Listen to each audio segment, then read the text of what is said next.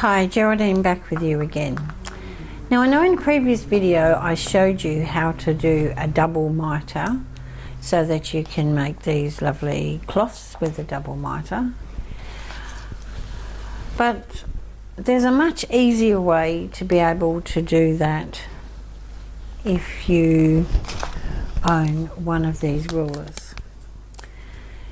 Now this came about as a discussion with he who lives at my house, and this absolutely works. Takes all the heartache, all the pressing, all that out of trying to do a double mitre.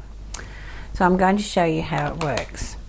So this is my square of fabric, and I have cut my strips. I've only stitched 2 on at 4 inches wide. Now the ruler accommodates for a 4 inch, a 3 inch and a 2 inch. Okay, so the width of this is 4 inches, and the broken lines are indicating 1/4 inch seam allowance, and the solid lines on the side are indicating the width of your fabric, and the line down the center is a guide.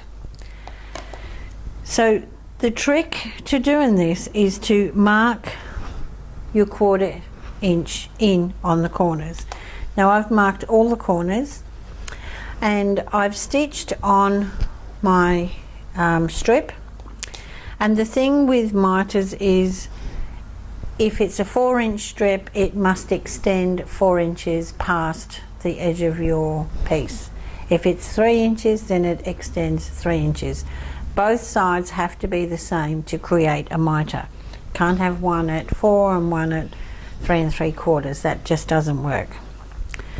I have gone ahead and pressed a 1/4 inch seam allowance on the other side of my strip, just to make life easy for when I turn it.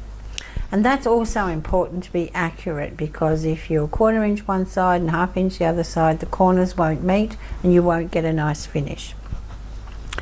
So I've chosen to put my strip on the back of my piece. Now it doesn't really matter whether you do it on the back or the front, it all ends up looking the same anyway.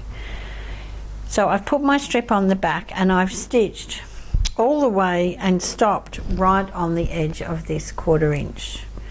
I've then pulled that back out of the way, and I've taken the other side and I've started stitching in the same point, right in that corner, a 1/4 inch away from the edge, and gone down the other side. Okay, so once you do that, then you take those 2 edges you've sewn and make a triangle like so, and you find then everything just sits nice and flat. Now I did go ahead and draw a line down here, just showing you that that's my center line, and that's where I've actually ironed my crease. Okay, these edges here should be together, and underneath there the white fabric has come to a point. So you see, when I put these together, everything sits perfectly flat. Now I can see where I've stopped stitching, and I've also put a black mark there to show you. You can see my seam allowance on this side there is tucked under. And so you can see I've put this black mark here.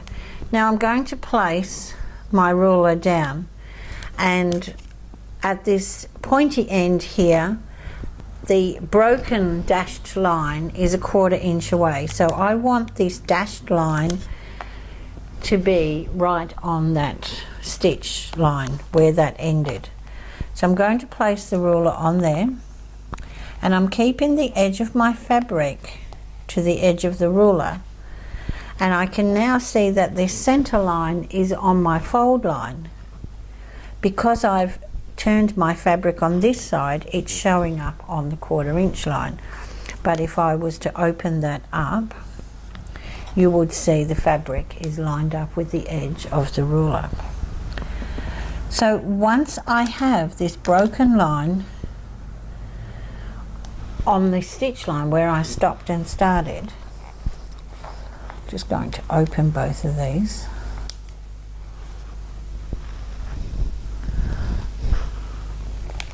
I'm just going to put my weight on it, take the ruler and cut. And this has now created my double mitre. So all I'm going to do now is take that dash line and place it on the edge of the fabric, and I'm just going to draw a line down there and then pop it on the other side and draw a line there. Now that's my stitch line. This little fold we have here, that's a 1/4 inch. We don't want to stitch past that point. We need to keep this so that it can fold up. So all I'm going to do now is go to the machine, put my needle down right at this point, stitch up to this point and back down to this point. And I'll show you what happens.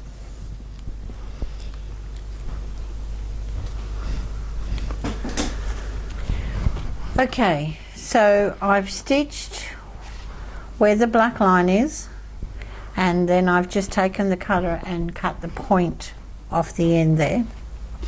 And all I'm going to do now is put my fingers in there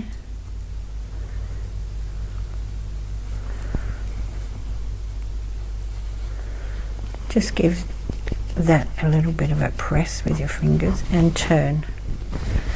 Now I find the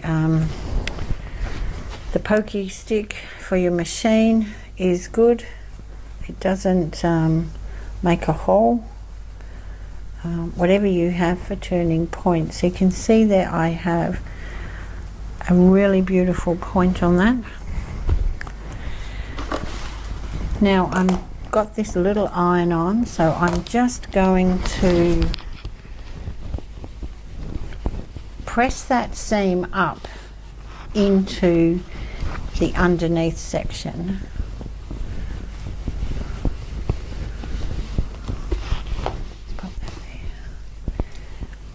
And then if I stick a pin here,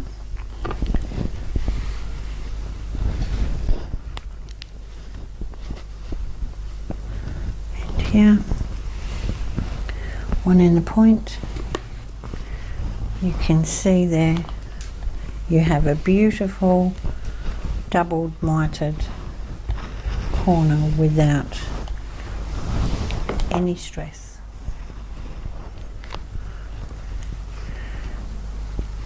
So then you'll just come back and stitch it in place.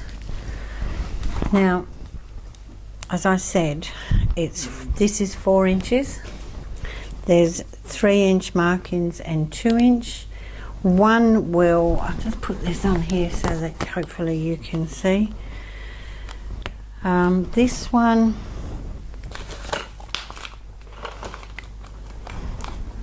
pretty much gives you 2 3/4 finished. Yeah, 2 3/4 finished, down to, if you cut a 2-inch strip, it will be 3/4 of an inch finished. So there'll be a link below. If you have a look, there'll be a link in the description so that you can purchase one, and then we can ship it out to you wherever you are. So I hope you enjoyed that video. Hope you start doing some, not just mitered corners, double mitre. So it's pretty cool. That's it from me for now. I look forward to talking to you again soon. Bye for now.